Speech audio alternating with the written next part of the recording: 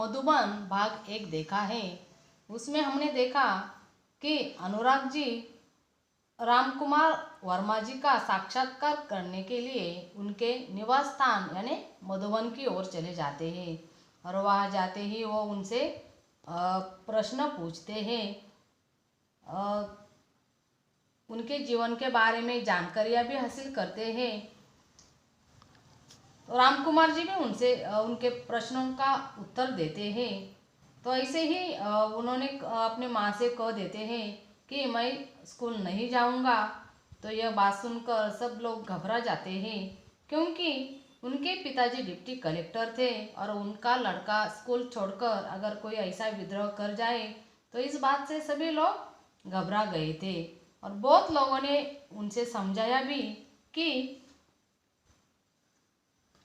लोगों ने उन्हें समझाया कि पिताजी की नौकरी की बात भी कही, लेकिन वह घर से निकल पड़ा क्योंकि गांधी जी का आदेश मानना था। बहुत लोगों ने उनसे समझाया कि आपके पिताजी डिप्टी कलेक्टर है, आप स्कूल छोड़ने के बाद मत कीजिए, लेकिन उन्होंने किसी की नहीं सुनी। वो घर से निकल पड़े क्योंकि गांधी जी का आदेश उसे मानना था।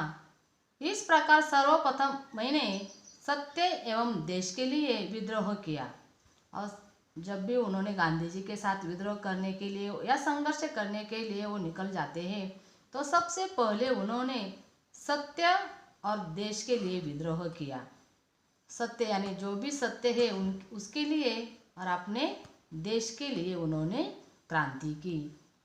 तब तक मैं 16 वर्ष का हो चुका था और राष्ट्रीय ध्वज लेकर नगर में प्रभात फेरी भी किया करता था।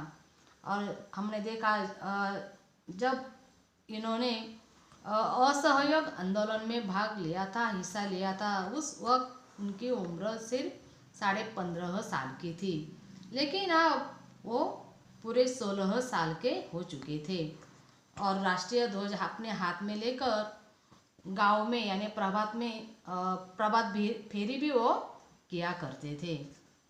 यह बात सन 1921 की ही है और इसी समय मैंने देश प्रेम पर एक कविता लिखी। और जो भी मैंने ये किया था वो 1921 साल में ही किया था।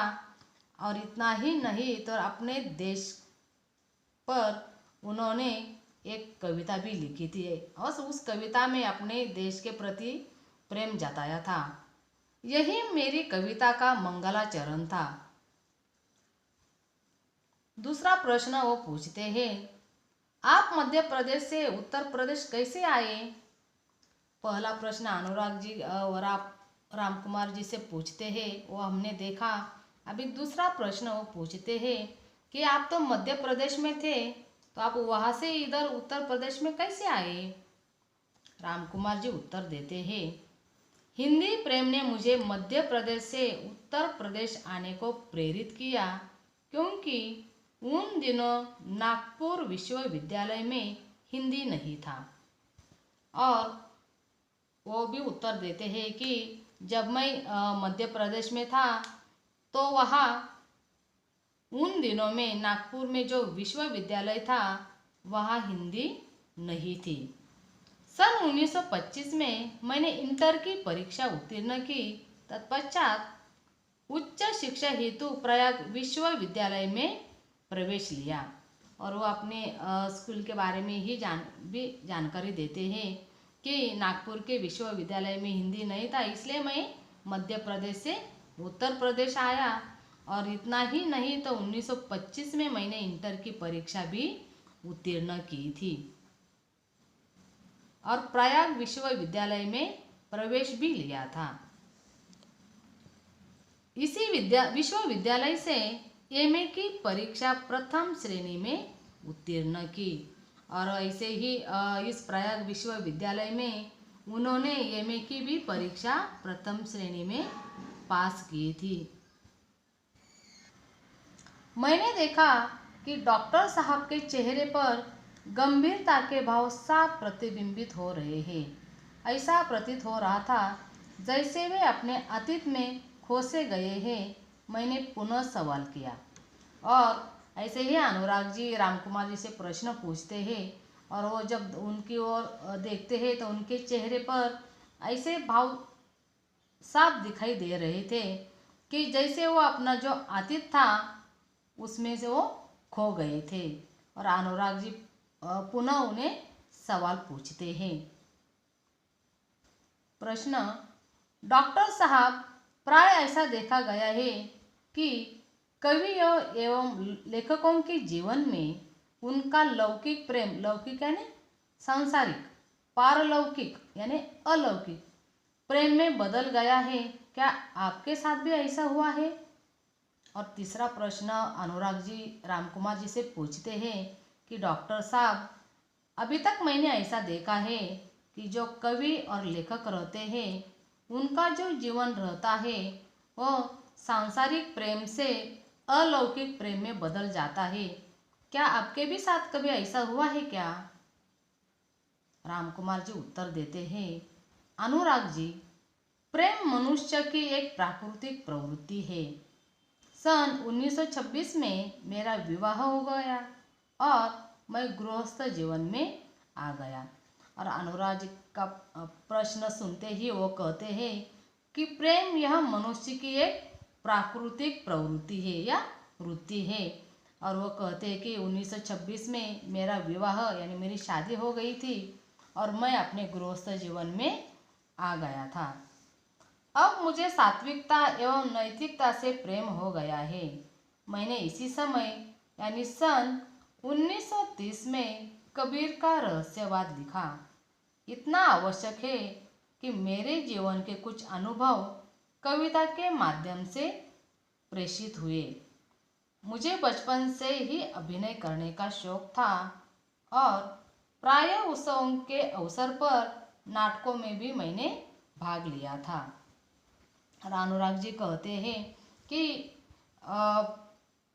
जब मैं गृहस्थ जीवन में आया था तो मुझे सात्विकता से नैतिकता से भी प्रेम हो गया था।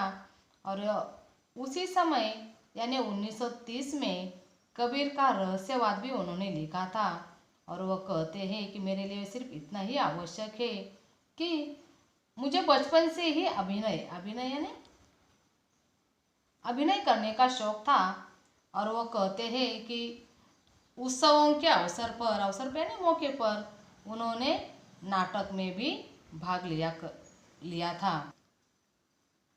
अनुराग जी प्रश्न पूछते हैं, डॉक्टर साहब, देश की राजनीतिक स्थिति के बारे में आपकी क्या राय है? और अगला सवाल प्रश्न वो पूछते हैं डॉक्टर से कि देश की राजनीतिक स्थिति के बारे में आपकी क्या राय है? रामकुमार जी उत्तर देते हैं, मैं राजनीति से हमेशा दूर रहा क्योंकि आज की राजनीति में स्थिरता का अभाव है। और वह कहते हैं कि मैं हमेशा राजनीति से दूर रहा क्योंकि मुझे ये पसंद नहीं है और आज की जो राजनीति है वहाँ स्थिरता का अभाव मुझे दिखाई देता है। यद्यपि मैं नेहरू जी, शास्त्री जी, इंदिरा जी एवं मोरारजी भाई से मिल चुका हूँ और उनसे मेरा परिचय भी है। और वह कहते हैं कि मुझे राजनीति में कोई दिलचस्पी नहीं है क्योंकि आगे वो कहते हैं कि मुझे दिलचस्पी तो नहीं है लेकिन मैं नेहरू जी से, शास्त्री जी से, इंदिरा जी से और इतना ही नहीं तो मोरारजी भाई से भी मैं मिल चुका हूँ और उनसे भी मेरा परिचय है। परंतु मैंने राजनीति से अपने आप को सदा दूर रखा। और आगे वो कहते हैं कि मैंने हमेशा राजनीति से अपने आप को दूर ही रखा। मुझे राजनीति में कोई रुचि नहीं है। और वह कहते हैं कि मुझे राजनीति में कोई दिलचस्पी नहीं है। मैं एक साहित्यकार हूँ और साहित्य चिंतन में ही मैं हमेशा विश्वास रखता हूँ।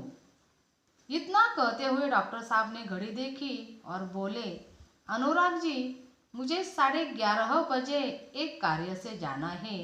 तत्पश्चात उन्होंने मुझे एक कुशल अभिभावक की भांति आशीर्वाद देते हुए विदा किया। अभिभावक म्हणजे अभिभूत करने वाला। और आखिर में डॉक्टर साहब अपनी घड़ी देखते हैं और अनुराग जी से बोलते हैं कि मुझे 11:30 बजे किसी कार्य में जाना है और उन्होंने आशीर्वाद देते हुए वहाँ से वो विदा हो गए। तो बच्चों, हमने इस पाठ में देखा कि अनुराग जी राम कुमार जी से प्रश्न पूछते हैं उनके बारे में, उनके जीवन के बारे में, यही हमने देखा है। तो बच्चों, यहाँ मैंने कुछ प्रश्न दिए हैं, मुहावरे, शब्दार्थ और उसके साथ होमवर्क भी दिया है आप लोगों को। तो अपने नोटबुक में पूरा करने का और इस पाठ का वाचन जरूर करने का। तो बच्चों, आज हम यही रुकते हैं। धन्यवाद।